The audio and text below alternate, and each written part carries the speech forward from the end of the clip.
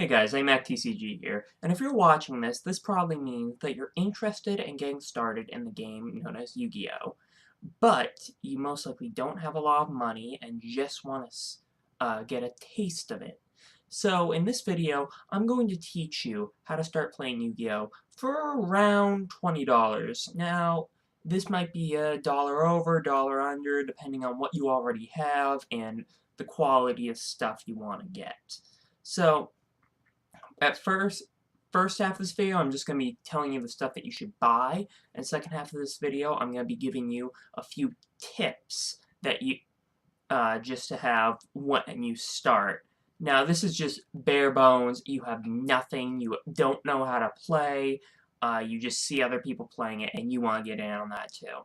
So, first thing you should buy is a starter deck. Now, a starter deck is comes with a complete deck of cards made for beginners. Now, what's awesome about these as well is they also come with an instruction manual and a paper playmat that shows you all the different zones. Now, I'm not going to be going over the rules, all the rules for Yu-Gi-Oh! Or even the basic rules for Yu-Gi-Oh! In this video. That's a completely separate video, but there's a rule guide in here that gives you a basic outline of all of them.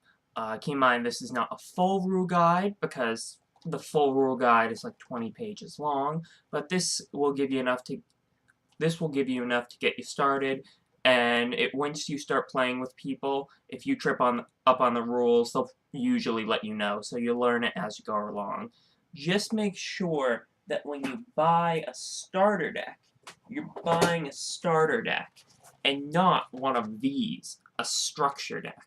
Structure decks come with all the same things, only they are specifically made for more advanced players. They have more advanced strategies, they're more complicated. Typically, if you start with these, you're going to get confused. The way to tell them apart is at the very bottom, they'll say what they are. For example, you can just read down there. It's kind of hard because there we go, structure deck. And at the bottom of this, it just says starter deck in big letters. So buy a starter deck, not a structure deck. Now this will cost you $10 for the starter deck. But it will, like I said, it comes with a rule guide, playmat, and full 40 card deck. So you can start playing the moment after you get this. Now, the other $10 should be spent for accessories. I wouldn't start buying any new cards right away, because you don't really know what you need. You need to start playing, start exploring strategies, then you can figure out what singles you need.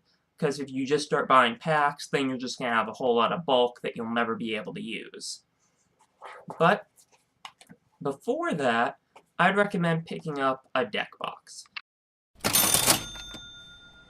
Now these nice simple plastic Ultra Pro deck boxes, these can't be, you can see they're kind of squishy, so you should try and protect them. Don't just throw them in your bag, but they do offer a good place to store your deck.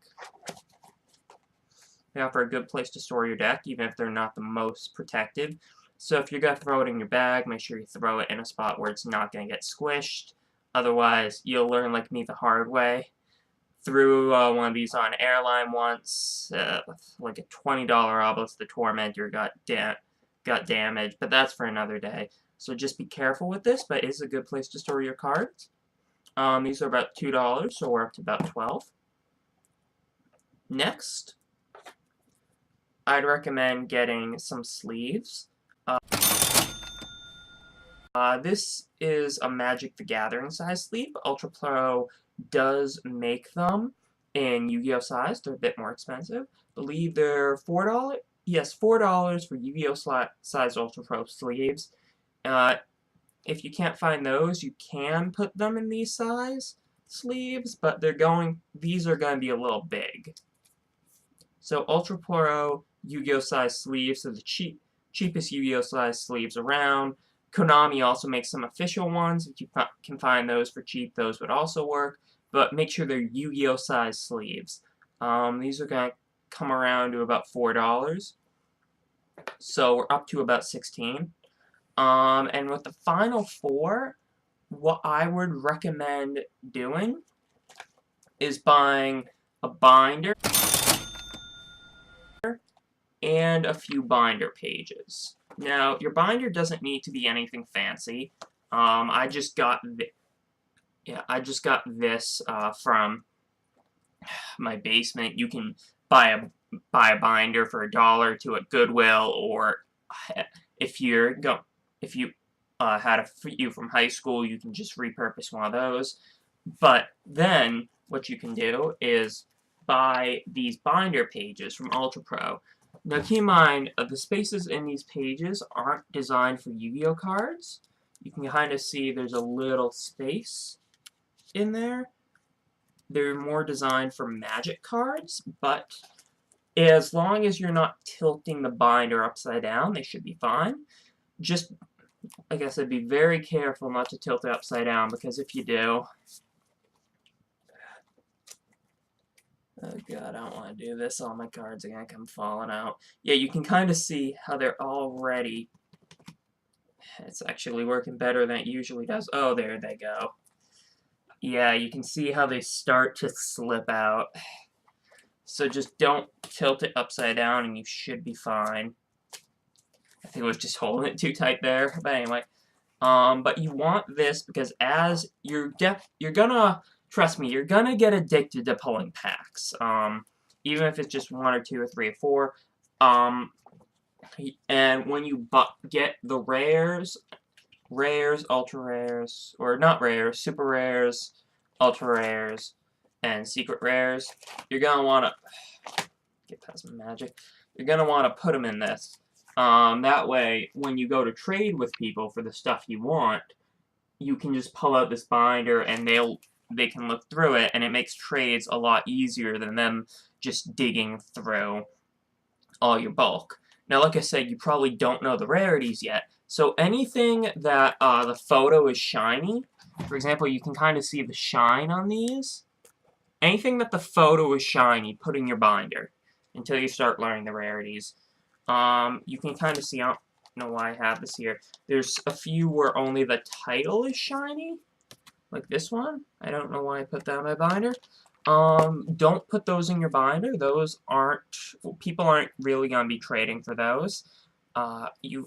Maybe in the beginning, if you find a few that look cool, you can put them in your binder, but typically you don't want to include those in your binder. You just want to include anything with the shiny picture. Like you can kind of see the shine on those. But yeah, that's what you should buy. That's what you should typically buy to start off with. Just a few things to keep your cards safe and secure, because keep in mind these are cardboard. They can bend and break very easily, and as you go on, you're going to have more and more expensive cards, and if those cards get damaged, then you're just going to feel like shit. So yeah, just make sure to take proper care of your cards as well. As time goes on, you'll get more and more accessories, but these are kind of bare bones, what I recommend, under $20. Oh, and I forgot to mention, for the sheets inside the binder, I recommend the Ultra Pro sheets. Like I said, they're a bit big. They cost 25 cents each. I get them from Bomoose, 25 cents each. If you want to buy them in bulk, they're even cheaper, about, I think, $20 for 100 in bulk. So you can get a lot of them very, very easily and very, very cheaply. Moving on, I want to give you guys some tips on what to do when you're just starting playing. First of all, starting out, you're not going to have a very good deck. These starter decks, like I said, are made for beginners, so they don't include too much of the high-end cards. So what I recommend doing is when you start playing, ask your friends if they have any decks they want tested out, or if they just have any garbage decks. Most likely, Anyone that's been playing Yu-Gi-Oh for a while has a deck that they tried making, but it just didn't work, or have a deck that they're still working on, and that deck is probably going to be around your level. Don't play up against your friends' meta decks. Don't play up against decks that they spent $100 or up on. Just play against their simplest decks. And don't be afraid to ask them for that. Yeah, they might give you a little bit of a rough time, but they'll understand. They had to start at some point too. So ask to play against some of their easiest decks. Tell them that you're new. Don't just go right into a game shop and join a tournament, because that's where all the meta decks are. What I recommend is just find a couple of friends, ask if they have any simple decks, and just play against them. Or if you really wanted to spend more money, buy another starter deck. That way you can lend it to them and they can play against you. Just don't play against your friends' meta decks. Or if they want to use their meta decks, ask them to lend you one. Just make sure you're playing up against a deck that is at your deck's level. Because if you play against a meta deck with just a starter deck, and sorry, for people that don't know the word meta, it's basically professional grade. These people have spent hours developing it and have poured hundreds of dollars into it. If you play up against that type of deck with a structure deck, or a starter deck rather, even a structure deck, you're going to get beat. You're not going to win a single one, because that deck is specifically engineered to win against the best decks in this game. So you're not going to have fun, you're not going to win. You need to make sure you're playing up against a deck that's your level, because that's the main reason why people quit, because they can't compete with other people's levels, because they just don't have the money or time to pour into it.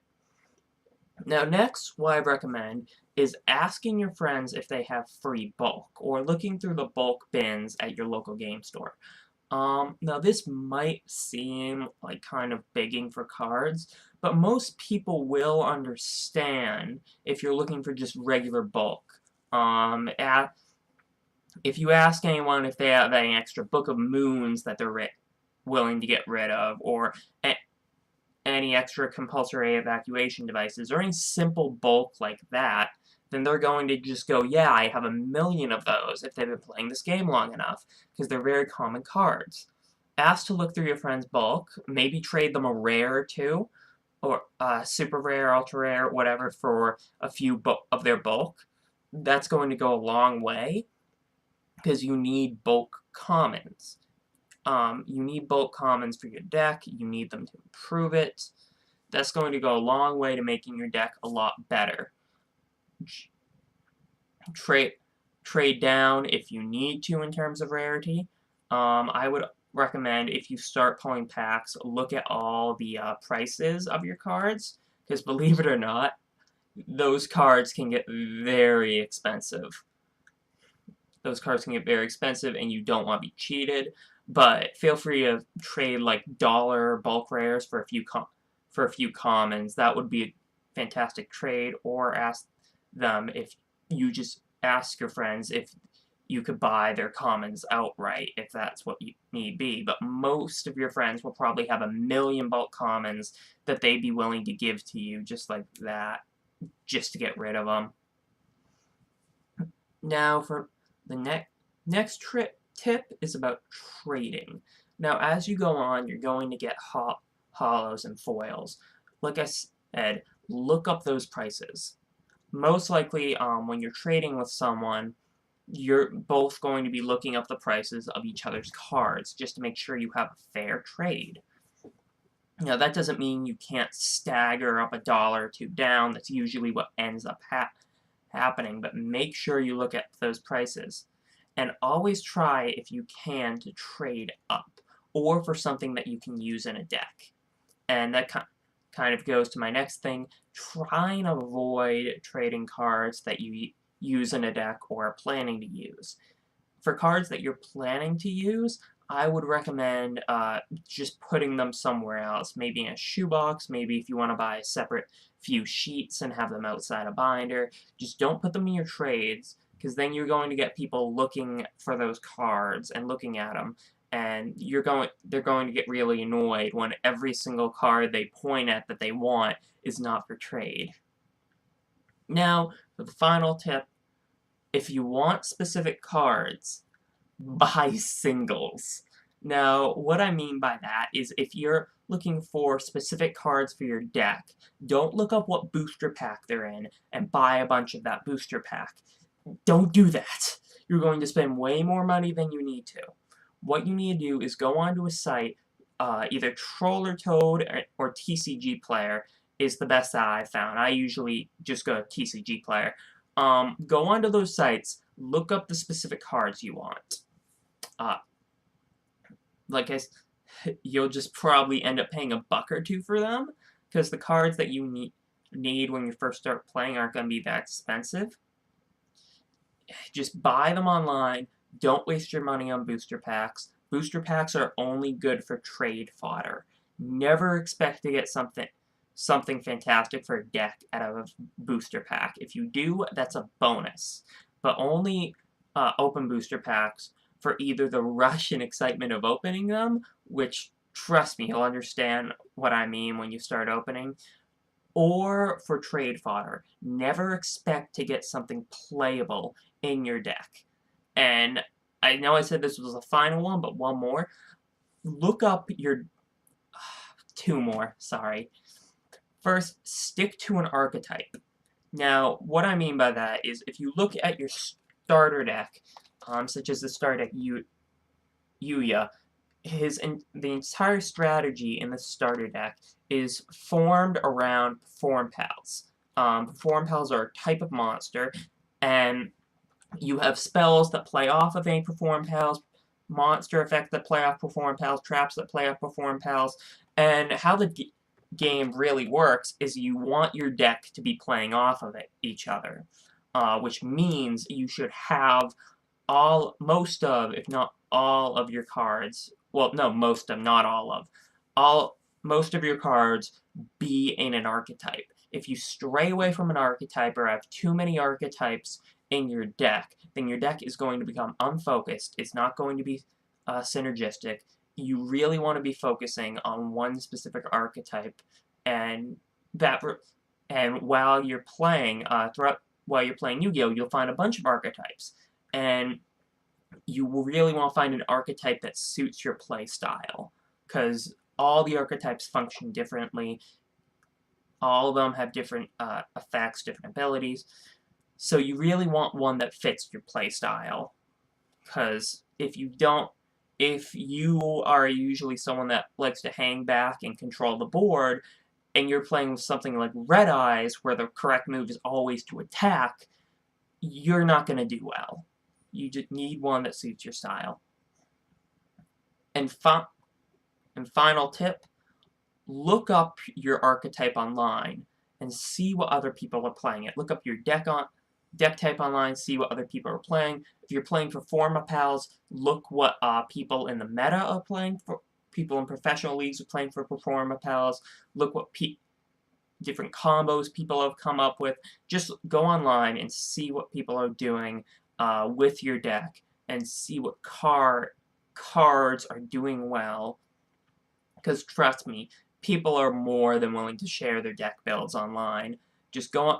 You don't even need to get a meta deck. It's just good to look at combos that work, use them to inspire your own creativity with your own combos, and generally that will make your deck better. That's what's going to put you on the up and up. Your creativity with your combos and the synergy of your deck is what's going to get you out of this new player phase and into an existing player.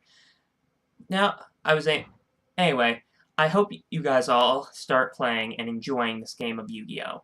And I hope you'll come back to my channel when I discuss more about this game. If you want to see more videos like this, just leave me a comment, let me know. Anyway guys, I was AMACTCG, and I'll see you guys next time. Bye!